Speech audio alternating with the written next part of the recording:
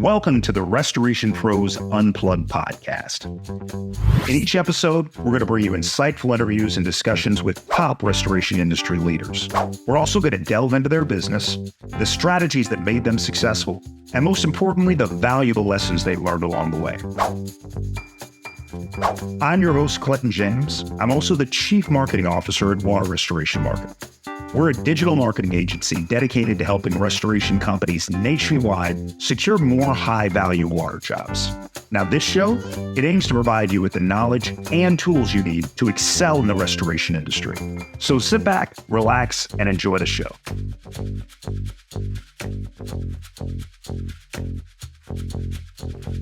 And welcome, folks, back to another episode of the Restoration Pros Unplugged podcast. I am your host, Clinton James, and today I'm joined. It's funny, have you ever gone to an event and you see, like, I don't know if you guys go to the industry events for the restoration industry. You go, you see the speakers, you see what they're going to be talking about. And I remember going to an event at Core earlier this year, and one of the speakers' talking points, like the title of what they were going to talk about, was called "Your Team Sucks and It's All Your Fault." And that stood out, right? Compared to all of the other subject matters there. Your team sucks and it's all your fault. So I had to listen. And more importantly, I had to invite the speaker onto the podcast to talk a little bit about leadership in the restoration industry. So I want to thank today's guest, Claire Carreras. Am I saying the last name correctly, Claire? A plus, A Awesome. plus. Claire, I want to thank you for jumping on the podcast today. How are you? I'm great. Thank you, Cliff, for having me on. Yeah, I'm great. Having a great day. Can't complain. Good. Glad to hear that. Now, I have run into Claire at a couple different industry events. But again, that talking point for the discussion that you had at Core, that really jumps out to me. But before we dive into that, right, before we make the audience of restoration company business owners feel bad about themselves and the way they're managing their team, I'm just kidding. That's not what we're going to do today. I want to talk a little about you and your journey into restoration, because that was not the game plan for you in terms of a career. Tell the audience, Claire, how you got into restoration. Oh man, I mean, it just kind of evolved out of tragedy, really. It's so funny, I think about this all the time. If I would have told myself, 10 years ago that this is where I was going to be at this time in my life, I would have thought you were insane, because that was so not the trajectory that I was on. I mean, I've jumped around from industry to industry quite a bit, but there's always been an element of creativity, performance, fashion, music, very much like the arts and that world, always within like a kind of a management structure capacity, but still more on the creative side. And yeah, one thing happened and another thing happened, and then I desperately needed a job, and the only person who would take a chance on me at that time was an owner of a Paul Davis here in Texas. Okay. And all right. That's just how it all happened. Yeah. So working for a Paul Davis franchise in Texas was your first segue into restoration. So when you first started working at that Paul Davis franchise, what was your role? What were you doing? I was just trying to make it look like I knew what I was doing, because I had never heard the word mitigation before. Okay. I did not know what a Paul Davis was. I had never had a job in Texas before. In fact, I had been technically unemployed for almost 2 years, a year and a half, almost 2 years at that point. So, just kind of thrown into the fire and expected to figure it out. My title when I first started there, I think, was something like admin, reception. Like, they didn't even know, you know what I mean? They just needed someone to come and help them, and my resume stood out somehow enough to get my foot in the door there. But 3 months in, I was running a division, and I was picking up pieces and turning things around. And then I got into contents, which was a whole nother world that, thank goodness I did, because that niche for me has been tremendous. But yeah, sorry, I'm going a million miles an hour. No, that's really good insight. But let's let the audience kind of peel back the curtain a little bit. So prior to working for Paul Davis, you had a career in music and artists and kind of managing those kind of personalities. So when when you started working with folks in a restoration business, let's say your first 30, 60, 90 days, what did you notice about the industry that felt very different from everywhere else that you've worked? I mean, different or low-key the same, because I don't know if you've ever managed musicians, but there is a lot of ego there. There's a lot of pride. There is a lot of, the oddball out, the underdog. I have a tough job and I'm the greatest at it. I mean, there's a lot of personality there, and I Okay. feel like that really translates to Wait, emergency wait, service. are you trying to tell me that you think that project managers and insurance adjusters and even water techs, they've got a big ego? I mean, maybe you think it goes around, but it's a lot to manage. It's a lot of person. Okay. It's a lot of person. All right. So you took the job, you started in an administrative role. Within a few months, you Mhm, were moved into content. So talk a little bit about your time mhm. managing the contents department there.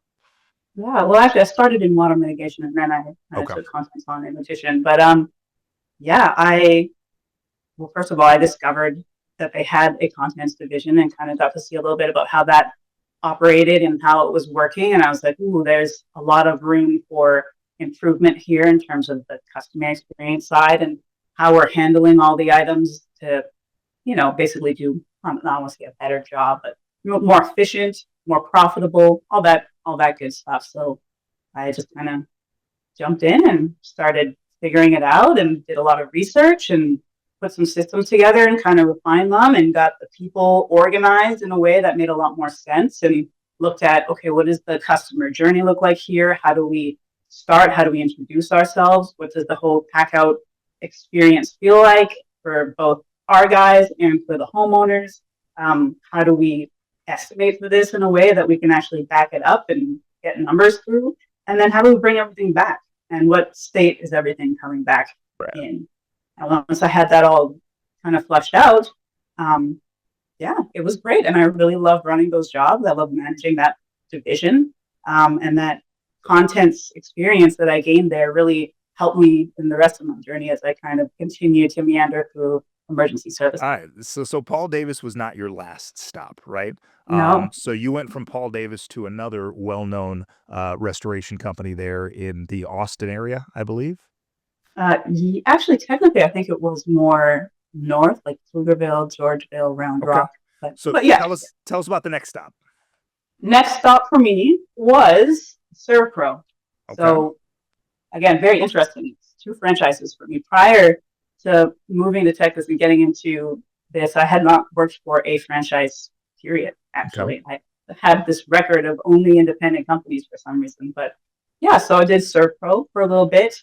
Um, at that time in my career, I kind of thought, well, should I be getting out of this industry? Like, is this just kind of where I landed out of necessity and I kind of did my thing here and I need to, go explore something else or get out of it or get back into something creative. I don't know. I still hadn't figured out my adventure, how it was all going to play out. So I ultimately left there to go do something a little bit different, still within home services, but it was actually a pool cleaning and repair business, Okay. which I thought, all right, okay, good, cool. I'm out of restoration. Look at me. I'm going to try my hand in this little world here. It's a little bit more exciting. It's cool. They're pretty. It's fun. It's outdoors. And of course, it was none of those things. Pool company is a lot to chew on. And again, it's a lot of people. It's a lot of homeowner experience. It's people. It always comes back down to managing people. Well, we're going to talk about people and your experience managing people and leadership styles and how to get the most out of your people. But that Servpro was not even the last stop on your restoration voyage. So No, that's what what was the next step? it just keeps pulling me back No? in somehow. So I did the pool cleaning and repair business for a little while. I actually did, I think, really quite a good job with that. I was able to, put it back together nicely. When I first came on, it was in disarray. It was kind of falling apart. It hadn't had, proper long-term management in place for a little while, so it Okay. had started to slip a bit. So I tightened everything up, tidied things, got the team in order, flushed it out, got the books looking a lot better. We made it attractive enough that we actually were able to package it up and sell it. Like, Um, And then I realized, well, geez, I just worked myself right out of a job. So, And that's when Restoration so called you back in. that's right. That's when it was Okay. like, oh, hey, you remember me over here? And I got an opportunity to actually launch a contents division within an existing restoration company. And they wanted to also scale and kind of, do what I had done with the pool business. They were like, hey, can you do that over here? And I said, yeah, I think I can. So yeah, next stop. All right. So part of that scaling is going in, meeting the people, figuring out the right way to manage the people, creating SOPs so that everybody knows what's expected on every single job. How important do you think everyone following the same playbook, everyone following the same playbook on jobs is important to not only being able to scale a successful restoration company, but also being able to effectively manage people because they know what the expectations are? I mean, it's crucial. I mean, especially in this industry, in mitigation, you have to. There's so many stakeholders involved, right? It's one of the most intense industries that I've ever worked in because there are so many people and groups and entities involved in a claim, right? Mhm. You've got your people, you've got subcontractors, you've got insurance carriers, you've got adjusters, you've got estimators, you've got all these third party groups that want to join the party and get involved some way or another. Everybody loves a TPA. Yeah, and then you've got the homeowners, and you've got their family, and the people who are in their ear, and probably it's endless, right? So it's very chaotic, and I don't even remember where I was going with this. No, I'm no. caught up on how crazy it all was. Well, it is crazy, but I think in chaos comes an opportunity for somebody like yourself to step into a restoration company and provide some structure, right? That's right. That's So right. talk a little bit about some of the best Yeah. practices when you go into a new restoration company and you're trying to establish those SOPs and what that looks like, especially creating a contents division in a restoration company that didn't already have one. Gotcha. Okay, well, I kind of have a three-prong method anytime I come in somewhere new and, this is the game plan. So first I'll look at, okay, who do we have? Who are our human assets, right? What people do we have working for us right now, and what can they do? And what are their strengths and what are their weaknesses? And who's happy, who's not? You kind of look at the people and the culture first. Okay. And then once you've got that kind of chewed on, you got that all figured out, then you look at, okay, what exists in terms of processes? What is the flow? How are jobs getting done currently? Or if they're not getting done at all, how do you think that you would do it if you were going to start it? Like, what's your expectation of how this is going to work? And I would sit with the owner or GM or whoever is at the top and just talk to them about, okay, what's working for you right now? What's not working? What would you change if you had the time? How do you foresee this working? What hasn't worked for you in the past? And you get a really good idea of what their expectations is, but not only that, where their maybe limitations are, because you can't just come into a business and be like, all right, slosh the whole thing. I'm going to change everything. Like nobody would like you, first of all. And a lot of the times, nobody's really ready to make such a massive sweep. You have to make it comfortable for everybody. It's a long-term game. So I find out kind of what systems do I have to work within comfortably that would be comfortable for them, comfortable for me, and how do I make the best use of what's already in place? Okay. And then from there, I kind of look at all those three things and be like, okay, phase one, here's what we're going to do. We might have to move a few people around. We might have to invest in some just general training or some kind of bring it back to the basic stuff, right? Then we have, okay, here's the existing systems. We're going to just polish off what's here and see who can succeed with that. Okay. Now, the people who fall outside of that bucket, then we have other things we need to start to think about. Understood. The people who fit in there, it's like, okay, great. All right, no problem. You can do this well. Then comes phase two, which is, all right, now we're going to start adding and developing these processes out together as a team. So it's not just surprise, here's the new way we do things here. Like it or leave it. You know what I'm saying? That doesn't really work, especially when you have, strong, proud individuals who are passionate about what they do. And then phase three is kind of getting it to a place where it's routine. Everything's somewhat automated. People understand the expectations. They're executing them to at least a 90-degree efficiency every time consistently. And then my next move is usually to replace myself or put somebody, kind of up enough so that at some point I can hopefully float away and go to Jamaica. All right. Well, that's hopefully that's not all of the restoration companies owners' idea is to float away from their business. But I like what you hit there, right? So it's a three-prong approach. The first is people, right? Looking to make sure that you've got the right people in the right seats. The second is evaluation of their processes, right? What's working, what's not working, what's the desired outcome? How do we set up a plan to fix it, right? And then the third is execution. So execution is, hey, we have this roadmap, we have these SOPs, everybody needs to be following them. Those that can get in line and follow these processes and be successful, they're great members of the team. Those that can't, we might need to manage them out of the business, right? So I like that. I like that three-prong approach. But that third part, the execution, that's really where it's important for leaders to come in and do a good job managing. So I want to segue into the talk that you gave at the core event. First of all, how did that come to be? How did you end up on that stage having that conversation in front of a bunch of restoration owners, telling them that their team sucks and it's all their fault? I don't know, man. I'm surprised anybody showed up. I'm surprised they let me submit that speech and that title, and nobody was like, Claire, I don't know. I think you should change that. Business owners need to be challenged. Yeah. No, it was a great conversation. I was really nervous. I'm not gonna lie. I have not done a lot of, public speaking like that, but yeah, I had a great time with it. I hope people got some good nuggets out of it, and yeah. All right, so for our audience members that were not in the room for the core event, kind of give us the Reader's Digest version. What do you mean when you say your team sucks and it's all your fault? Oh boy.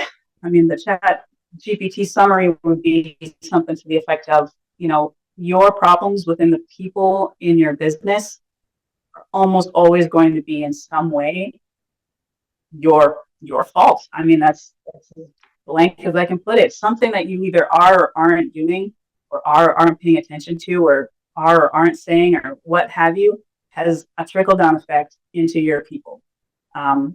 No matter how high up the ladder you are, or how much you feel like you don't affect the people on the ground level, you do. And in fact, the entire tone of your business, your company, or even just the team you manage, is a reflection of you and what you're putting into it.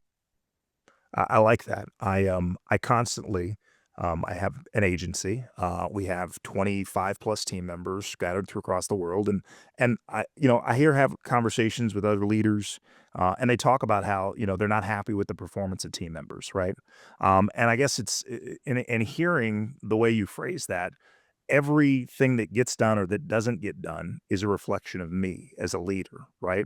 I hired the wrong people. I kept the wrong people around too long. I set the wrong expectation for what the roles are. I didn't clearly define what they should be doing on a day-to-day basis. Yeah. And just as importantly, I have not held them accountable, because if I had held them accountable, they would be either doing the work or they'd have been managed out, and I'd have the right person in that seat doing the work there. Do you find in the different restoration businesses that you worked in, do you find it's better for folks to hire like green, lesser experienced people and train them on the way that that business wants to operate? Or should they go out and find people that have experience, that maybe have their own ways of thinking about how you should run a contents department or how you should run a mitigation department? What do you think makes the most sense for most restoration business owners? I love this question, because you know what? It totally depends. It really depends on, again, what does your existing team look like? What are those personalities within there? What do they need in terms of another person that would work best for that unique situation? For some people, it might actually be like, hey, with the systems that we have here and the people that you have here, this is the type of person that's going to be the best benefit to this team. Or if you're trying to grow it in a certain direction, you say, okay, well, this is what you have. This is what's missing. If we're going to grow this, we need to add this type of person. It might be a green person, which has a lot of benefits when you bring in somebody green, because you can just get them all fresh and, tidy them up exactly the way you like it. Or it might be that, hey, we need somebody who has a certain amount of experience, who has a certain amount of leadership or what have you, who can come in and kind of inject some of that into the team. And that can be great too, because now they're coming with tools and experience and other systems and processes that are going to help you get there faster. But you have to be careful because it's not always one or the other. It really depends on what you're working with.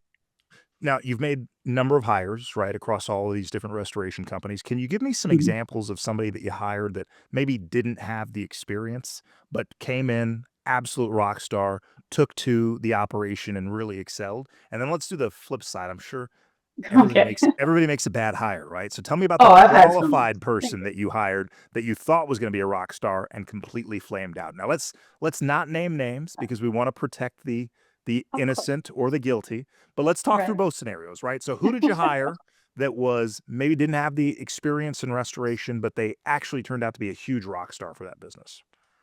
Okay. Yes, I have a great example. We were hiring for a mitigation technician. We Okay. were kind of thinking of, maybe it's a helper, maybe it's, somebody that we're bringing in green and kind of moving them up. We kind of had that idea in mind. So, we did the normal thing, you put the ads out, you do some interviews, and a resume came across my desk, and it was from a young lady. And the resume, honestly, it didn't have anything crazy on it that really jumped out at me. I could see that there was some, mechanical inclination there, a little bit of, construct. I'm like, okay, she's capable with her hands. She Sure. knows some tools. Could be something. And I interviewed her remotely first to kind of just get a gauge. And she was really young. Actually, she was a lot younger than she presented on paper. So that was the first little shocker. Um, and she lived quite far. There were a lot of things that I was like, ooh, I'm not sure. But she really, really wanted a job where she could be in the field and she could, throw her weight around and use tools and grow. And she wanted somewhere that had a ladder and she wanted to be somebody. And she Okay. wanted somebody to give her a shot. And obviously I really resonated with that because I was that person once. And so I thought, what the heck, let's give this girl a go. And I think half of the people on the mitigation team, when she showed up for her first day, everyone just did the big eye roll, like, what are you doing with this? This little tiny girl who, looks really young and has no experience. And they're all thinking, Claire, you're crazy. Like, what is this? And let me tell you something. That girl has become one of the best water technicians I have ever seen. I She love that. just, she had the head for it. Her documentation is always perfect. She's so presentable with the homeowner. She cleans up after herself. She's ready to rock every morning, every day, never complains, always a smile on her face. And she might be tiny, but she is mighty. I've seen her pull uppers down by herself. Like she is not joking around. She can do the demo, she can run the guys. And she was also bilingual. She was the full package. I But like that. I mean, that was just like a hit out of the park. I love that. She I she love was that. fantastic. All right, Yeah. so you made a really good hire in that young lady. But I'm sure you've looked at somebody's resume, been blown away by their experience, and you made that hire, and 60 days later, maybe even less than that, you realized, uh-oh, I made a mistake. So do you have a scenario like that you can share with the audience? I've had so many scenarios like that. It's actually a part of my talk that you were referencing. All We right, call give it them to us. shinies. All right. So, like you said, presents great on paper. Everything was there. Met him in person, interviewed fantastically. Really just seemed like, oh my goodness, this person's got the background, they've got the personality, they're well dressed, well spoken. Everything looks like it's coming together.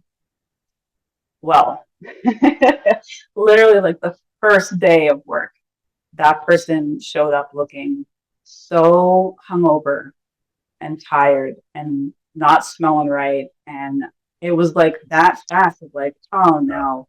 And I'm thinking, okay, there was a period of time between his interview and his time. Maybe he went out and had one last hurrah before he buckles down. Okay, like I'm willing to give you a few shots. But it just got progressively worse. Like Oh, over the course of the first week, it was just one little red flag after another. And, I saw liberties being taken. I was like, really? Like in your first week, you're going to roll in late and then just kind of dance out the door at 3. And yeah, all the bad stuff. And everyone says it. Everyone knows it. When you see that, if there's no hope, you just got to call it a day. And oh, I think if a new hire displays those kind of red flags day one and in their first week, you should probably rip the Band-Aid off and just move on to the next hire. All right, Claire, really impactful talk at core. Again, your team sucks and it's all your fault.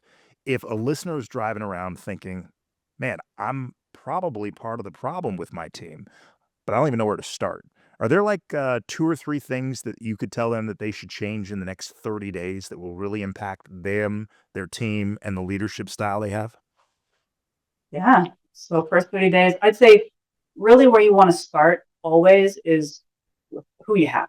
Look at your people. If you don't really know your people, or if you haven't spent a lot of time with your people lately, spend some time there. Get to know who these people are, what motivates them, what are their goals in life, what are the struggles that they're having personally and professionally.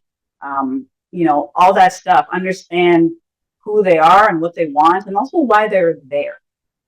That's a big one. If Hmm. it's somebody that you've had for a ton of time, several years, do you know why? Do you know why you've been able to retain that person for that long? Or do I you love just have that. an assumption?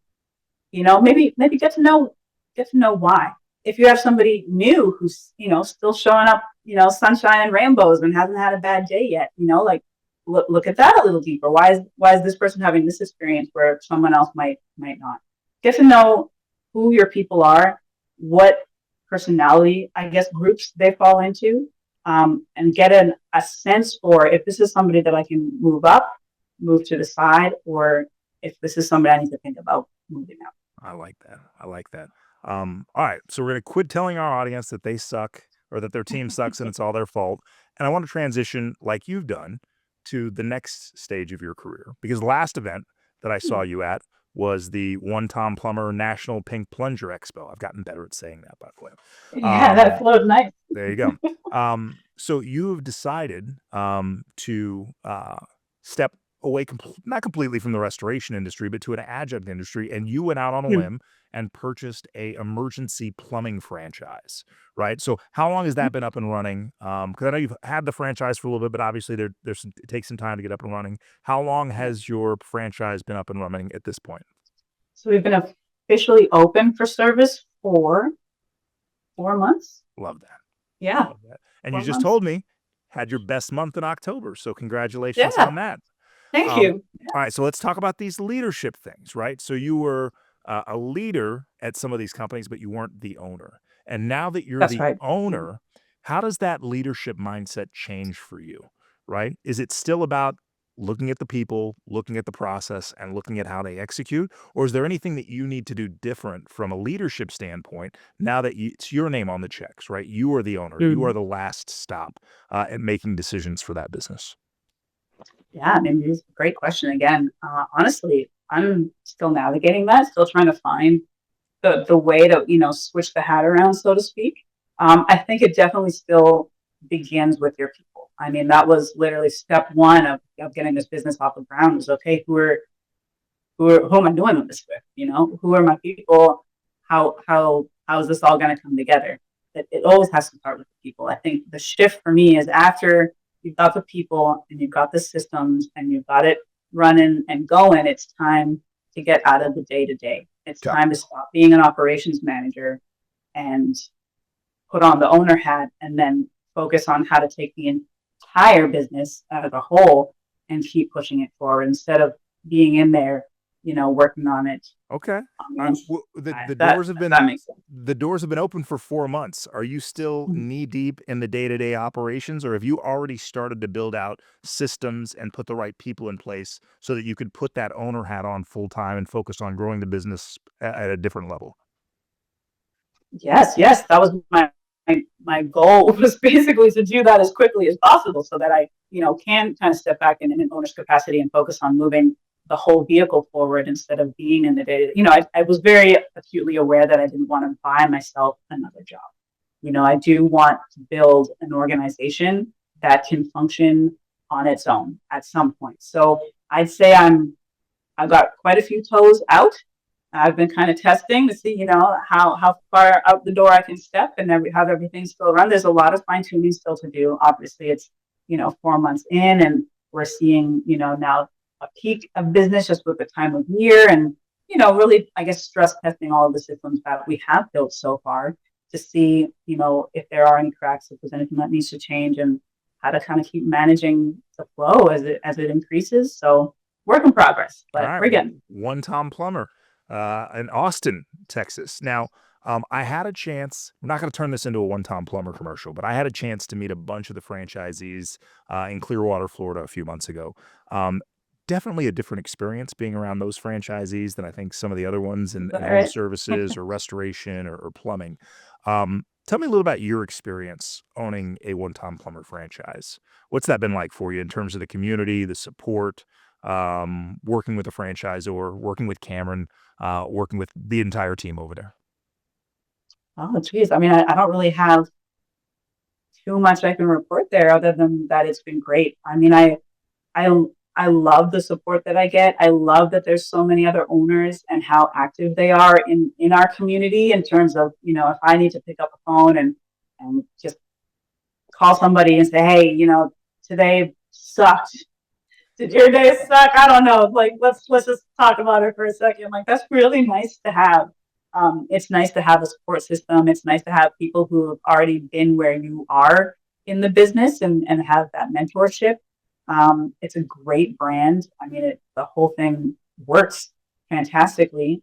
It's been also really nice having a system that I can see works and is vetted and is proven, and being able to take that and just kind of expand upon it, as opposed to what my whole career seems to have been is, coming in and having to undo things and fix things or build things from scratch. Sure. So I've loved that part of it so far, All for right. sure. Awesome. So from working at a Paul Davis to working at a Servpro, taking a little dip out of the restoration industry, going to work in pool cleaning and repairs, back to another restoration company, and now in emergency plumbing. What's next for you, Claire? You got to dip your toe back into the restoration pool, or what are you thinking? Oh, no, no, no. If I do this correctly, my friend, I will eventually be in Jamaica on that beach. That's All the right. next stop. That's all I want to think about. All right. Well, Claire, we appreciate you giving the audience some time. Guys, if you like what you heard from Claire, remember, take a look in the mirror. Understand that if your team sucks, or let's not say sucks, let's say if your team is struggling, it just might be all your fault. And you need to do a little self assessment, do a little business assessment, and make the changes necessary. Because if you're feeling that way, chances are your team members are feeling that way. And it's not going to course correct itself until you take a look in the mirror and take some accountability for everything. So, Claire, I want to thank you for your time. Looking forward to seeing you at the next industry event, I'm sure, because you're everywhere. To the audience, again, thank you guys for listening. If you like what you heard, make sure you check back with us next week, where we'll have more interviews with more industry experts and professionals and folks like Claire that have a great message for restoration business owners. And make sure you go follow us on social, like us, subscribe. And if you're so inclined and you enjoyed the conversation today about leadership, please leave us a 5-star review. Claire, any last words, parting words for the audience today? Just wake up every morning and make sure that you still love it. Because if you don't, I bet all the people around you probably don't either. Ooh, that's impactful. All right, Claire, thanks again. And thank you all for listening to the Restoration Pros Unplugged podcast. Thank you for listening to the Restoration Pros Unplugged podcast. If you like what you heard today, be sure to subscribe, share, and also leave us a 5-star review. We'll be back with more interviews and discussions with restoration industry leaders really soon. In the meantime, if you're a restoration company looking to add more high-value water jobs, you can reach me and my team at waterrestorationmarketing.net. Again, that's waterrestorationmarketing.net. I look forward to hearing from you soon.